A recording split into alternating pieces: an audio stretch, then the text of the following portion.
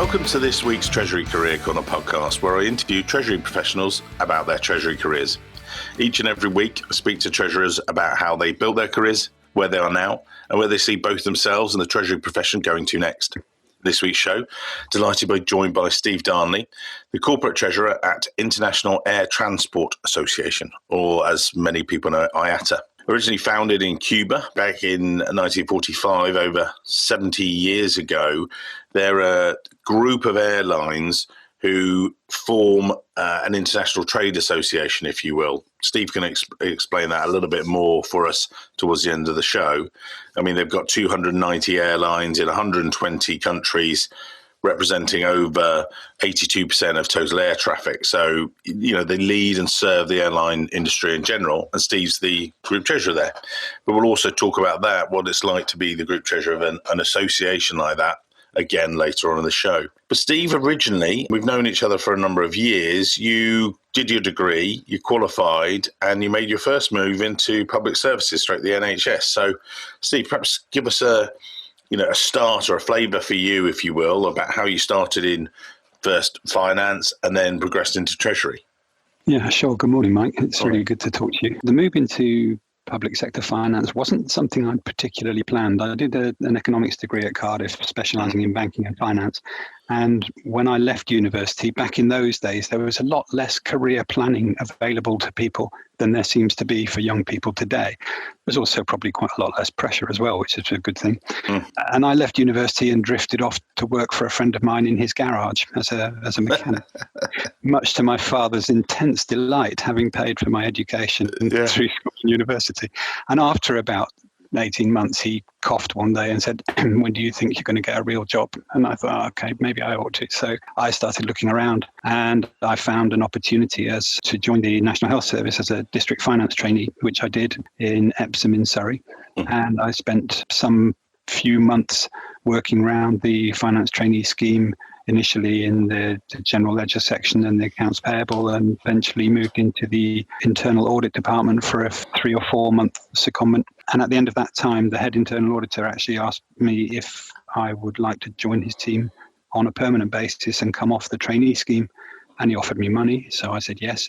And that was really the start of it. I spent some time working for Surrey in the internal audit department. Then I moved to a different role in Sussex for a promotion. And after a short time down in Sussex, I saw an opportunity with American Express in Brighton to be effectively an internal control analyst, sort of one step closer to the business from internal audit. And I applied for that and got it, which was great, and spent a couple of years working for Amex, initially in the internal control department, UK-based card business, then transitioned into a more mainstream accounting role within that same division. And then after a year or two doing that job, moved to British Rail in London, not out of any terrific urge to get back into the public sector, but basically because one of the managers that I worked with at American Express knew a chap in BR who was looking for somebody to join his team and was offering quite a significant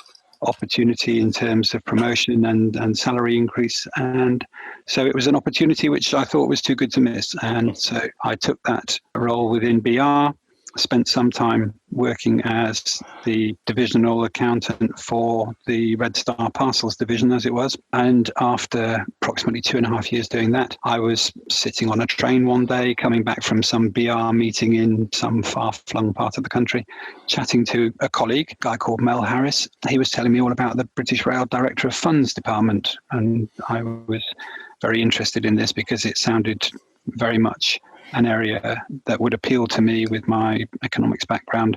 And I must admit, I wasn't finding accounting completely fitted my dream role. No disrespect to accountants, but I was... No, it's fine. But that was it sounds like it was your first intro to sort of semi-treasury, as it were. Absolutely. So chatting with Mel, the Director of Funds Department was the equivalent of BR's Treasury. Right. They were managing quite substantial financing positions for BR. There was a short-term funding requirement of anywhere between 250 and 500 million pounds, which was financed through the London money markets, focusing specifically initially in the local authorities area of the London money market, which was all negotiated through brokers like Tullets and Pre-Bonds and people like that back in the day. I'm not sure how many of those brokers still exist, actually. And so I was chatting with Mel, and he was telling me all about this, and he was saying, they had a small amount of FX exposure to manage from overseas sales of British Rail passes and for tourists and stuff like that. And I thought that sounds really interesting. So Mel said they had a vacancy in the department and I should apply for it if I was interested, which I was, and I did, and I got the role, which was great. And I spent the next 2.5 years as the principal dealer for British Railways Board, which was great fun. It introduced me to the world of brokers and their role in the London markets, which was highly entertaining. It was also quite pressured because at that time, BR was going through the preparation for privatisation, and there were some quite significant changes in the way that the railways were being funded. And as different divisions were prepared for privatisation, there was a lot of work around managing that process. So be it that when I started covering the financing position for BR, as I said, we had up to £500 million of short-term borrowings as various bits were sold off and cash flowed into the railways, and the government put investment in to support other parts of the railways through privatisation. That actually turned around completely, and we became lenders in the London money market of anywhere between 300 and 500 million pounds on a short-term basis. So lending sort of typically in the 0 to 1 month space, but perhaps in the 1s to 3s, but not really much longer than that.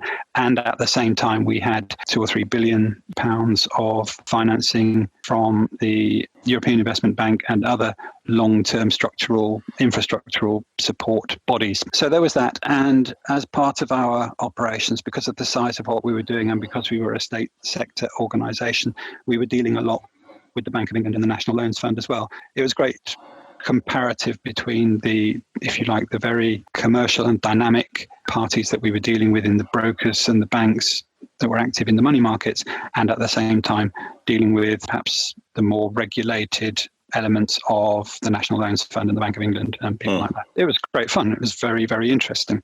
But of course, it was all inevitably going to come to an end as the privatisation process was complete. Rolled out. Yeah. And we got to a point where most of the senior members of the department had been quite a long time in the railways, and they were all taking the opportunity of the redundancy packages that were on offer and, retiring off to wherever they were going to live. And Bernard Dunn, the BR Director of Funds, took me aside one day and said, look, privatisation is almost completed. Railtrack is taking over all the network, and the train companies have taken over all the operations, and the leasing companies have taken over all the rolling stock. So our our operations are diminishing significantly. However, there will be an operation to be run for many years to come. Would you like to be in charge of it? And I said, Bernard, that's really sweet and a great compliment, but king of what? There'll be nothing left. And I don't really want to sit here for years as a caretaker. Thank you very much for the compliment, but no, I will look to find a job in the corporate sector. And I was fortunate to be able to find a role with First Choice Holidays in Crawley as basically the second most junior member of the Treasury department there. There were only 5 of us at the time, including the treasurer, an accountant, a treasury manager, and basically 2 dealers. And I came in as the senior dealer there. And that was probably, I would say, my big break into corporate treasury, because First Choice, whilst it wasn't a big company, it was I suppose a FTSE 250 or 350 size company at the time. But the range of its activities gave me a fantastic exposure to pretty much the whole gamut of things. I mean, everything from daily cash management through obviously a lot of foreign exchange exposure. And so I had great fun and a great learning experience in First Choice for 5 years. And I also had an opportunity. We had a break between treasurers. One left, and it was 6 months or so before another one started. And during that period, I was able to act as acting group treasurer. So because by that stage, I'd kind of risen up through the team to be the assistant treasurer anyway. And I had 6 months as the acting group treasurer, which was great fun. During the time there, we renegotiated our UK tour operators' bonding requirements. People in the UK will be familiar with the ATOL and ABTA bonding. These are the bonds that the tour operators are required to provide so that if the tour operator goes bankrupt in the middle of a holiday season, the Civil Aviation Authority, which is the regulator, can call the bond and use the money from the bond to repatriate the holiday makers or refund people for their untaken holidays. So we had a quite substantial, at the time, I'm talking late 1990s, £50 million bonding facility then. And that was initially a bank-backed syndicate, but we renegotiated it, leveraging off the insurance market, and particularly a number of large American insurers, Chubb and Minneapolis, St. Paul and others, to lower the cost of the bonding facility for the organisation. So effectively our bank debt, if you like. So that was a good experience. And I had 5 years at First Choice. I was thoroughly enjoying it. It's a very, very intensely competitive marketplace. I had the benefit of some very good management under Peter Long. It was very educational, very broad spectrum role. I loved it. We had changes of banks. We implemented a treasury management system. We did all of the things that you'd have on your tick list of things that you'd like to do. And then after 5 years, you went elsewhere, or, how come if you're in, it's, such an amazing place, why move? Because I'd been an assistant treasurer by that stage for a couple of years. I had ambition, as everybody should, and I wanted to get broader experience to prepare me for a group treasurer's role somewhere. I knew that if I stayed at First Choice, we had a group treasurer in place who had only been there for a couple of years, and I didn't expect that person to move anytime soon. And I felt like I was kind of marking time, having been an assistant treasurer for a couple of years. I felt that I needed to move in order to get broader experience, because my corporate experience was effectively only First Choice, and I wanted to experience different companies and different industries. I didn't want to be sitting there waiting for dead men's shoes, waiting for the group treasurer's role. I wanted to go and find and prepare myself for another role somewhere else. I started looking around and I left. And then I went to Homebase, which I was very excited by the move to Homebase, because they had not long prior to my move, they had been acquired by Permira, the venture capital group, who had bought them out of Sainsbury's, which had set the company up as an offshoot to its supermarket business. And the plan was that there would be an IPO. All the VC people always look for an exit from their investment at some point. And Permira's plan was to invigorate Homebase, really gear it up and make it more dynamic, eventually to go for an initial public offering, a share offering to float the company on the stock market. And Steve, just again for the international guys, Homebase, at that stage as well, perhaps the range of goods, homewares or home goods sort of store and hardware, as they call it. For a European market, if you think in terms of Leroy Merlin, the French bricolage company. If you're looking at it from an American point of view, think Home Depot. That's the home improvements business, basically. So I was very excited by the opportunity to go to Homebase. I went there as an assistant treasurer, but I was happy to do that because I wanted the IPO experience. I was very much hoping that when the company was floated and it would further expand, and I knew that the chap who was the acting treasurer was actually an accountant rather than a treasurer, and I knew that he had his eyes on the CFO's job when the VC CFO exited after the IPO. So I had a plan, but unfortunately the plan didn't work out because this was 1 year after 9/11, and markets generally took a bit of a dive. The VC company decided that they were not going to be able to IPO the company and get the return that they wanted. The IPO was shelved, and the word went around that they were looking for a trade sale. You don't have to be Einstein to figure out that if another company is going to buy your company, it's going to probably be a bigger company. And if it's a bigger company, it probably already has its own treasury department, in which case your opportunities are likely to be limited. And so I felt with the cancellation of the IPO, my main reason for being there was gone. I was finding that I was kind of tripping over the work that the treasurer was doing, and I was wanting to do things differently to the way he wanted to do things. And I became very quickly frustrated with the situation. And so I decided to cut my losses and to leave that one and look for something else. After what was only 6 months, I just thought, no, this is really not going to work out. I'm not enjoying it. I'm going to take a short break and then find something else. So I left. I had a nice long summer. I just moved house, so I spent a lot of time that summer doing nice things to my new house. Then I started working for a completely different company in a completely different industry, which was Bell Microproducts, which is a computer and computer software distribution company. They specialized in the sort of high end of the computing market in terms of storage.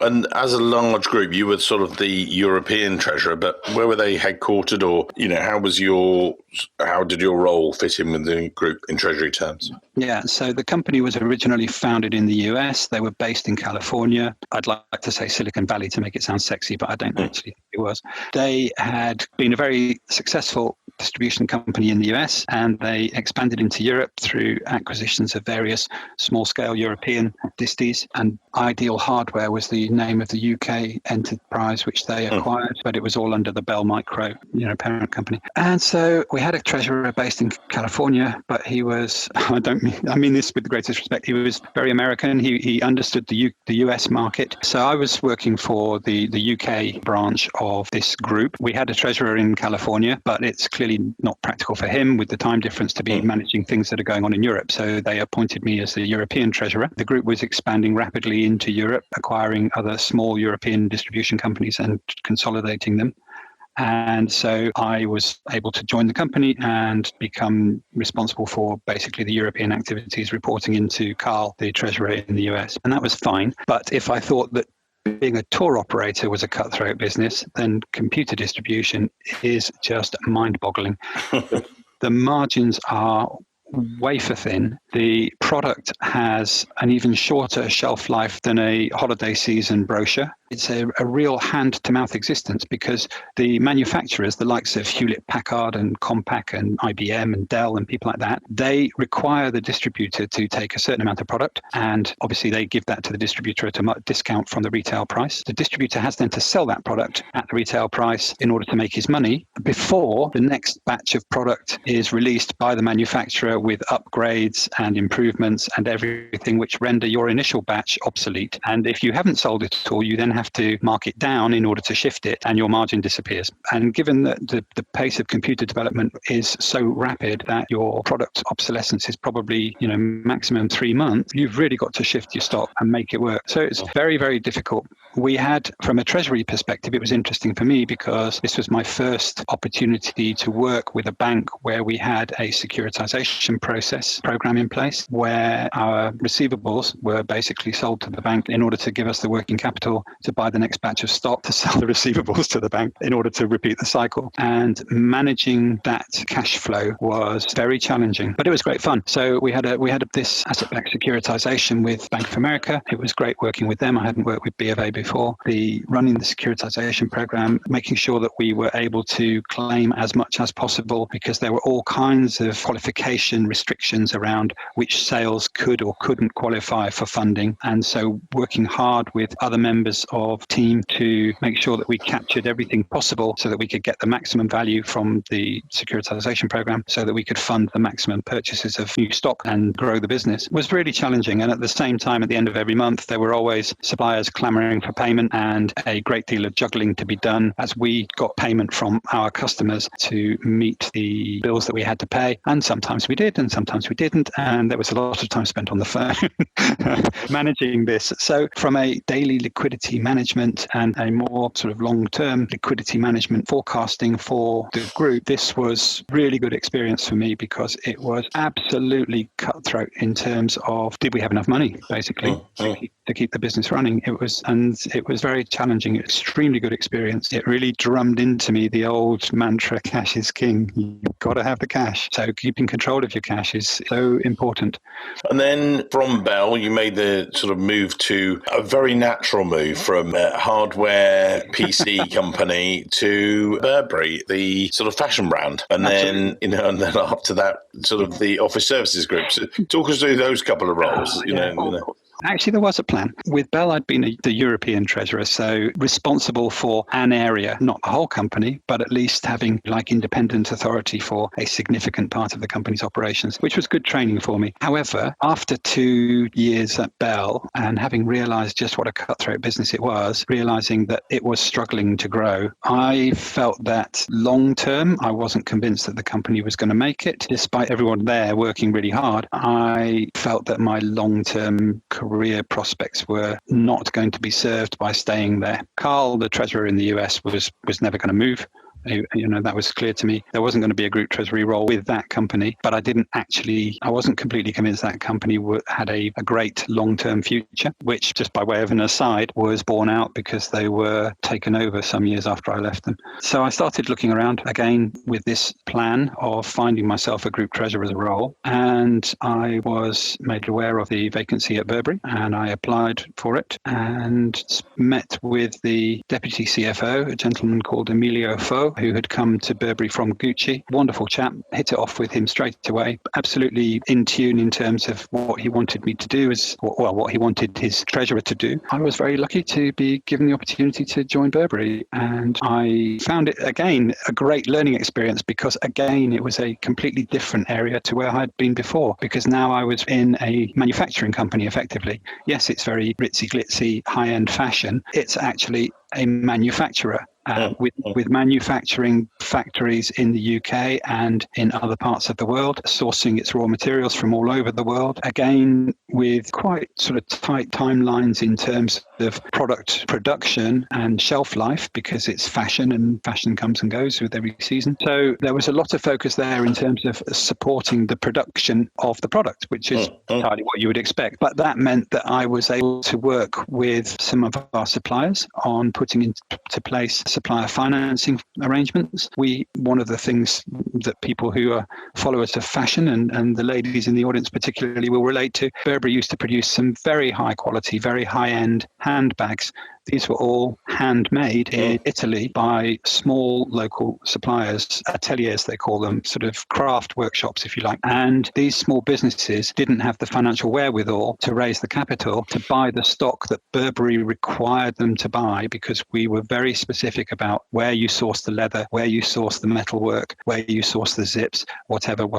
Anything that goes in, where you source the silk lining for the handbag, whatever. We controlled everything because quality control was absolutely paramount. So you're moving down the supply chain, as it were? So yeah, I flew out to Italy a couple of times to meet with suppliers who basically were saying to us, look, you want us to produce more bags because these bags are selling like mad, but we haven't got the financial resources to buy in the stock from the suppliers that you nominate in the quantity that you want us to buy in order to manufacture the bags for you. We just don't have that kind of credit. So we said, well, that's okay. And, to put it into context, at this time, we're talking 2006, these ateliers were having financing from their local banks where they were paying ballpark 15 to 20% for their financing. And we were able to go along and, by talking to our bankers, at that stage, RBS were the key providers of the supplier financing facility that we put in place. We were able to offer these suppliers early payment on their invoices, or prepayment of their invoices, to give them the cash flow, and at a cost that was less than half, possibly even less than a third of what they were paying otherwise. So Burberry didn't need to make money off this supplier financing. Our margins on the product were more than good enough for us to be comfortable. We simply wanted to ensure that the supply was guaranteed. So we made these arrangements in order to make life easier for our suppliers, to make sure that we had the supply of bags on the shelves in the shops. It was a great experience for me. It was wonderful going out and talking to these suppliers. It was horrifying to know just how bad some of them were in terms of financial planning, but to be fair to them, they were expert handbag makers. They were not financiers. So it was great because we were able to do good things and to support the business in terms of making sure that we had continuity of supply. And that's, I think that a recurrent theme in everywhere I've been. Treasury is an essential part of the organization in terms of its ability to advise, support, and really add value to different parts of the business. As I said earlier, and we joked about, we talked about Burberry, and then, you said, I know, luxury fashion brand. Let's go to a serviced office complex business. Absolutely. Why wouldn't you? Exactly. Talk us through, and again, for the audience, they'll be sitting there going, right, particularly in the US, I tend to find sometimes when I talk to my clients out there, they tend to say, are they sector specific? And Treasury, transcends sectors. You can work for an office services company, you can work for a luxury fashion brand, you can work for an airline company, or holiday brands. It's more Treasury is Treasury because there's a lot of commonality. There are some peculiar aspects to, different bits of the business, but maybe perhaps talk then to that, if you know.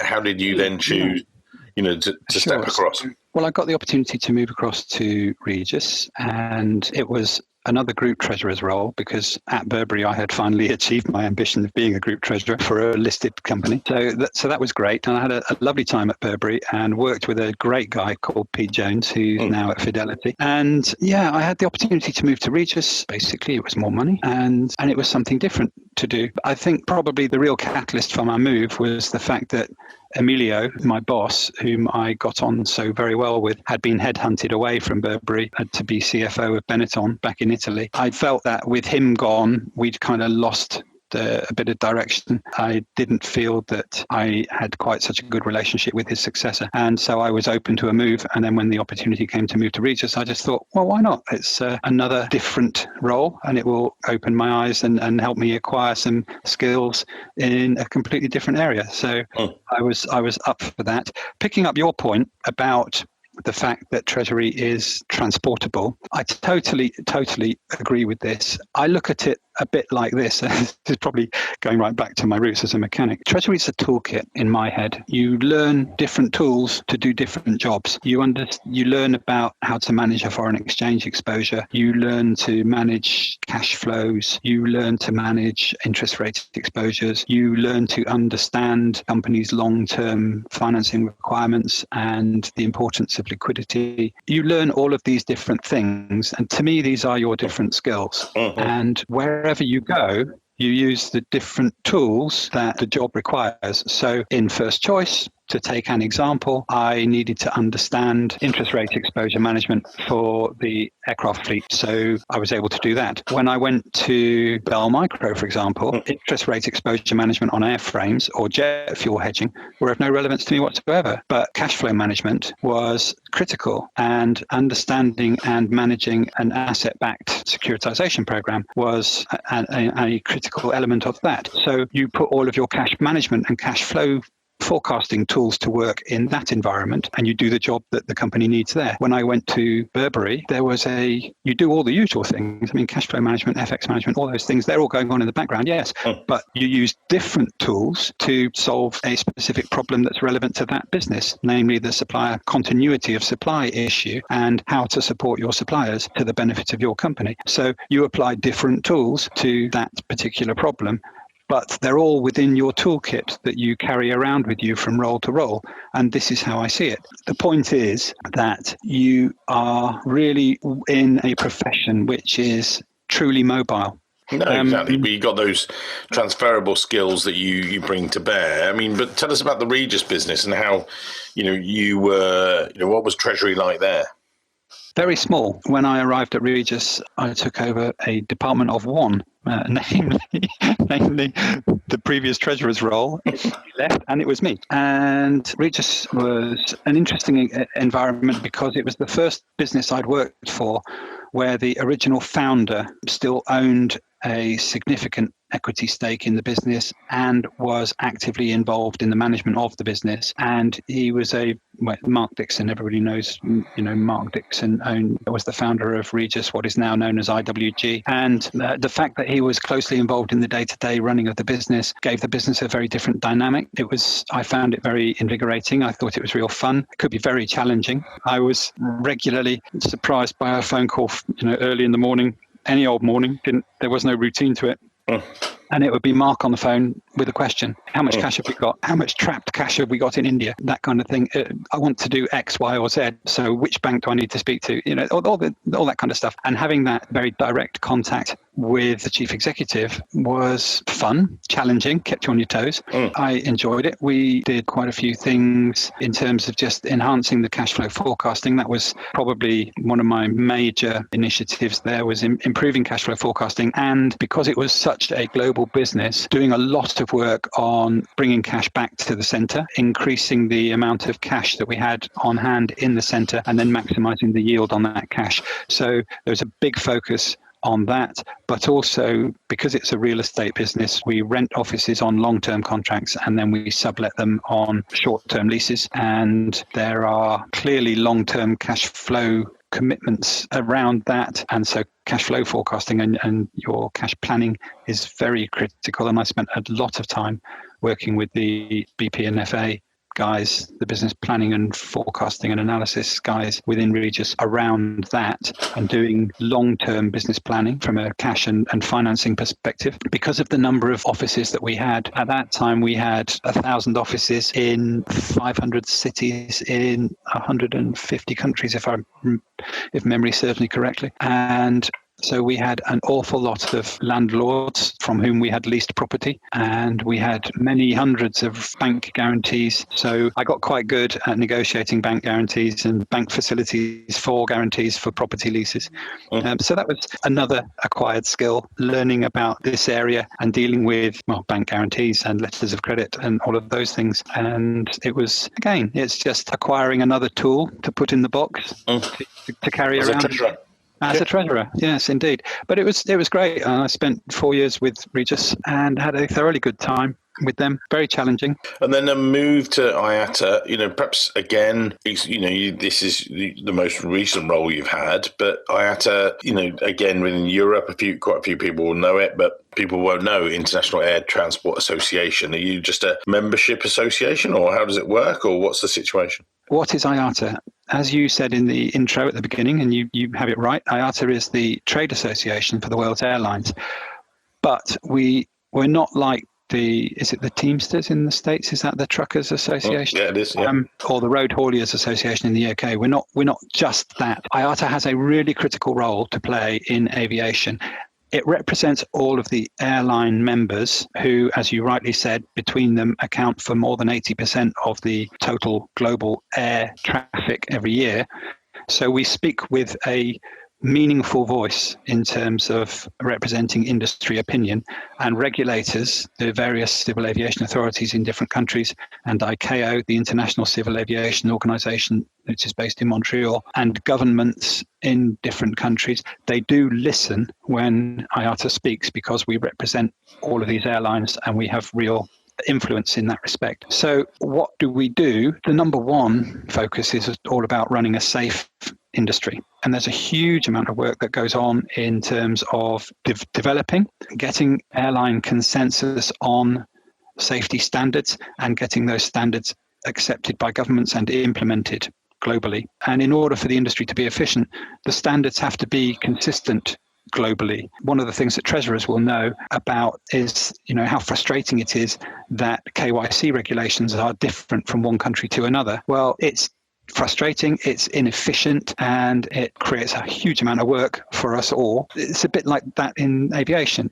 Aviation standards need to be the same. You can't have a plane flying from one country to another and have a different set of rules applying to the way that the plane is managed as soon as it crosses a border. That's just ridiculous, as I think everyone would accept. So we put a lot of time and effort into consulting with all the necessary stakeholders and developing, with the support of our airline members, appropriate standards for everything, not just safety, but fuel. Biofuel is a hot topic. How to reduce carbon emissions. Everybody wants to be greener. So how to agree a standard for biofuel so that when your plane takes off from London and lands in New York and then flies on to Sydney, at each place, the fuel that is put into the plane is going to be of a consistent and reliable quality, so that the aircraft will function safely. All of these things. From my role as treasurer, it basically splits into two parts.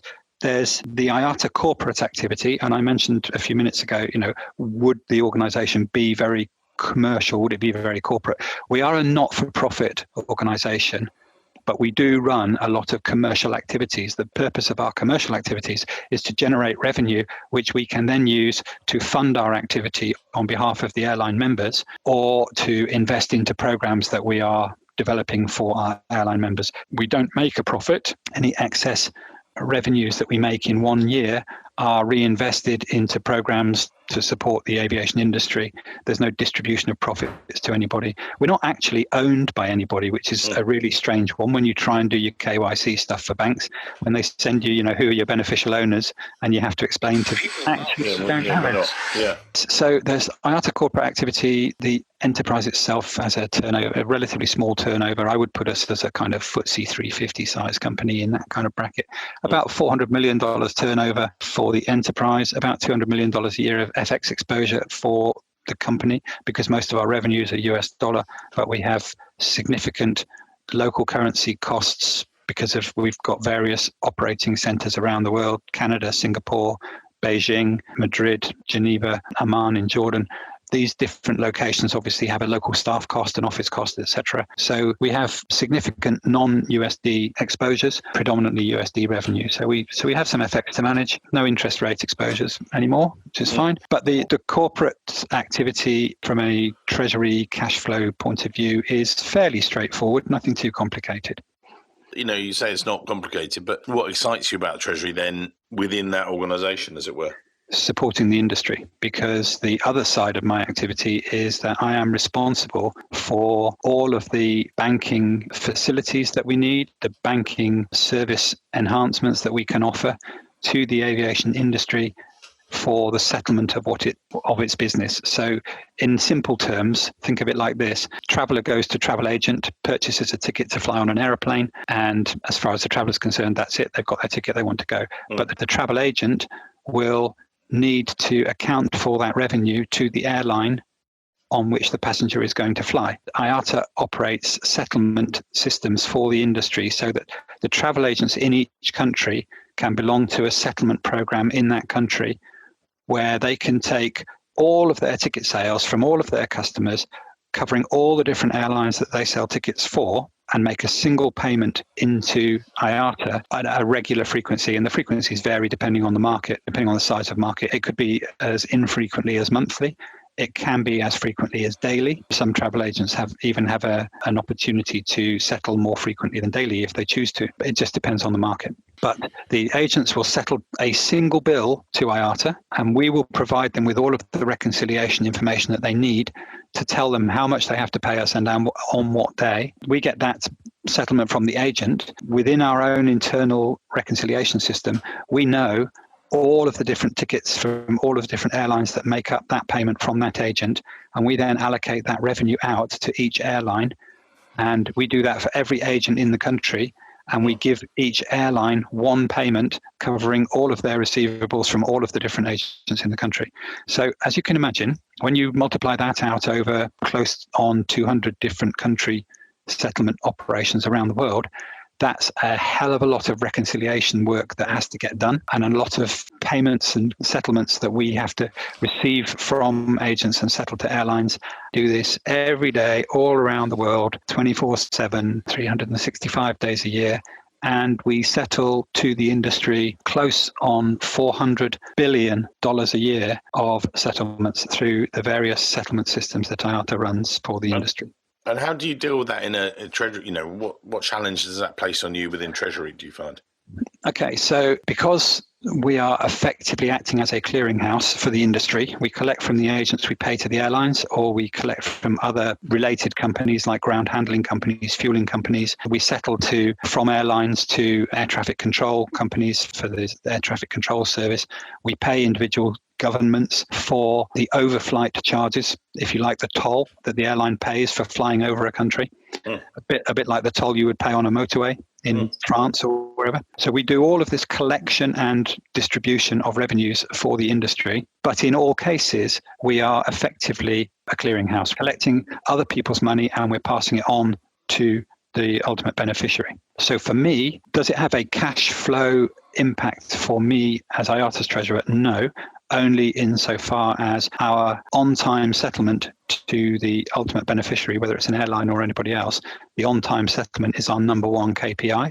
So we have to make sure that we pay people on time.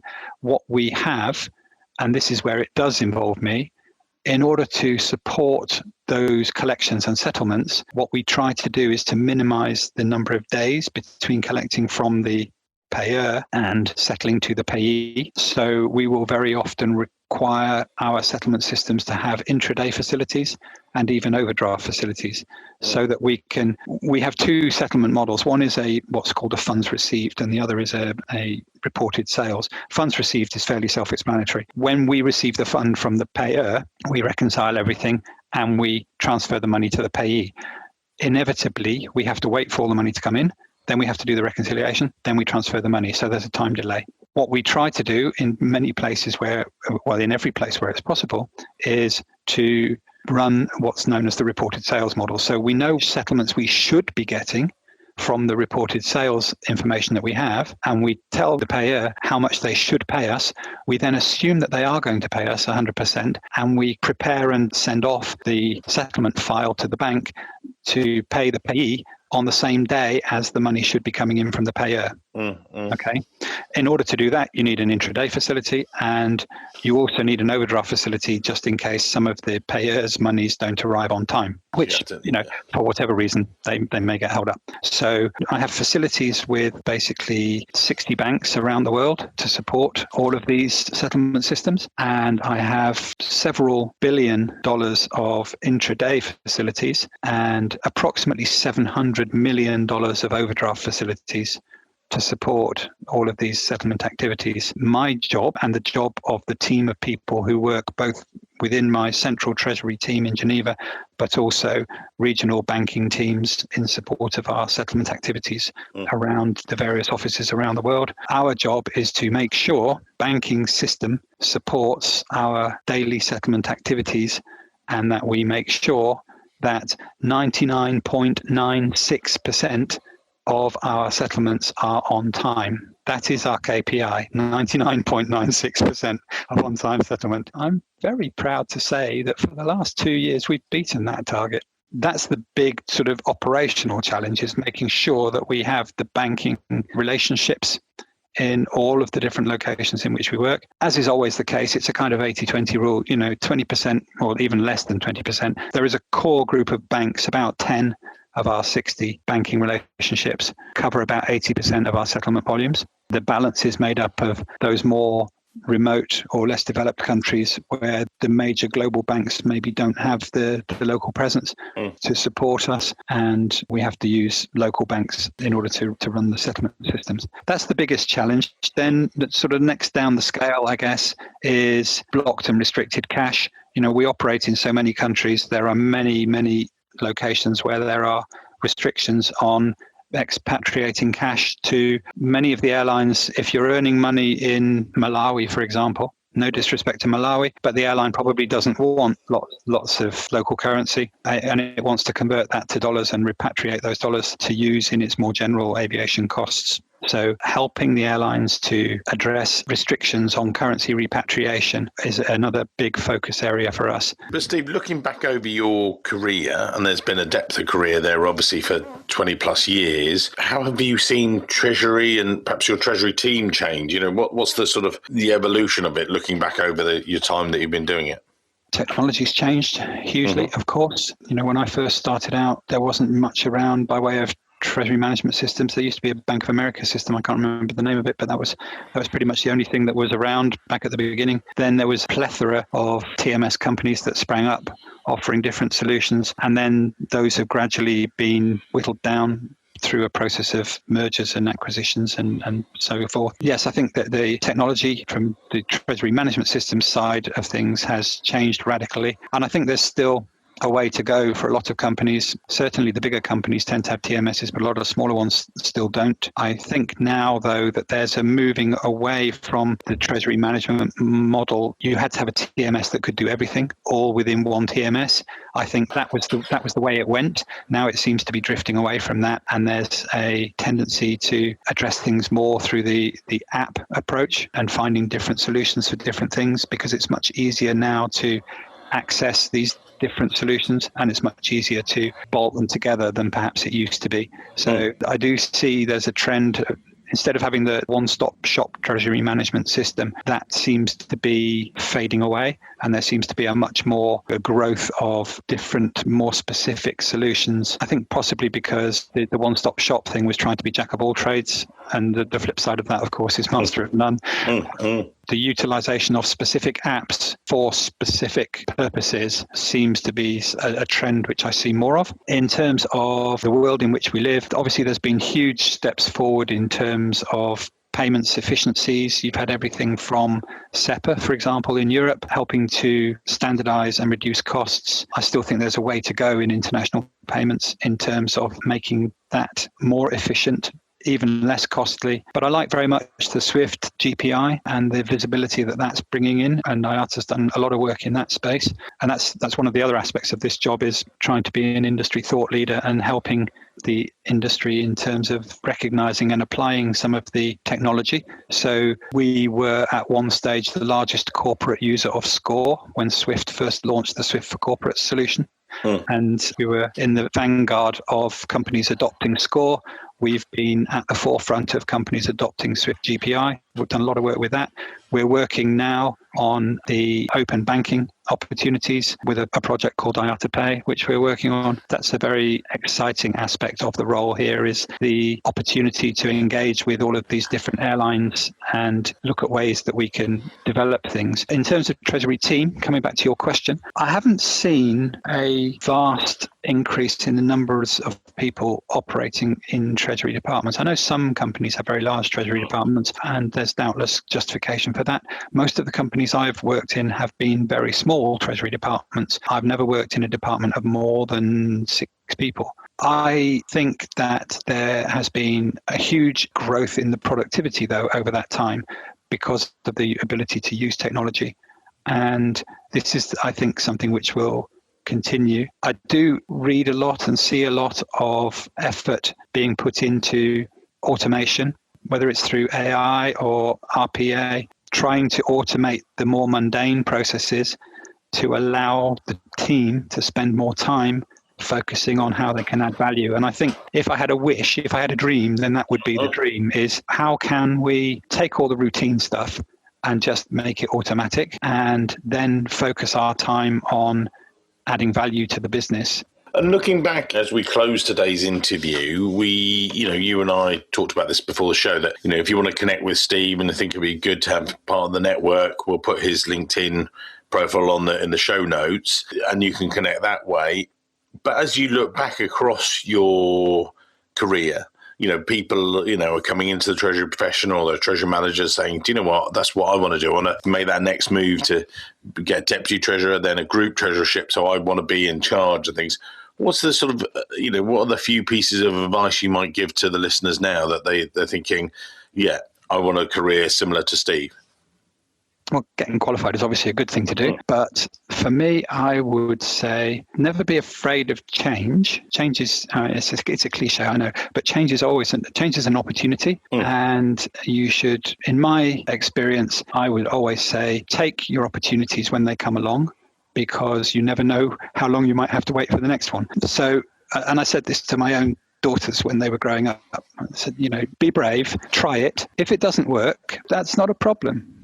At least you tried it. Welcome change, grab your opportunities. And to that point as well, don't be afraid to do something very different. I mean, if you look back over the companies that I've worked for, they're all very different. At the same time, don't just chop and change without a plan. Whenever I've moved, it's because I've got a plan.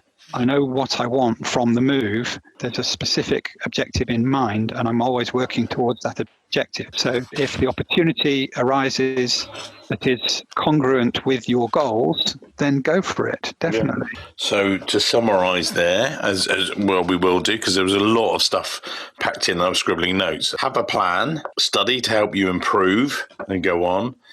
Welcome change, i.e. be open to maybe different industries and things. But at the end of the day, as Steve said, and he explained that he shared this with his family and things like that, but take a measured risk, which might provide a learning experience. A good summary? Yeah, very good summary. I think that's absolutely it. I think they're great pieces of advice. I think people can have those. I had Kathy on a couple of weeks ago. She has some of these written down on a bit of a Post-it note on her desk. And I think, if you had some of those and kept referring to them, they'd be really helpful for people as they develop their careers, thinking, actually, I can take a measured risk, be something good for people. Be brave. Don't be scared of failure. I think too many people shy away from opportunity because they worry about what happens if it doesn't work out. Yeah. Well, if it doesn't work out, you make another plan. But try again. Yeah, but if you grab the opportunity and really commit to it, the chances are more likely that it will work out. Steve, thank you for your time today. As I say, we'll put your details in the show notes, but it all remains, varied career and everything else. And if you want to connect with Steve, look in the show notes. But Steve, thanks very much for your time today. Mike, an absolute pleasure as always. And I look forward to catching up with you when I'm next in London. Thanks very much.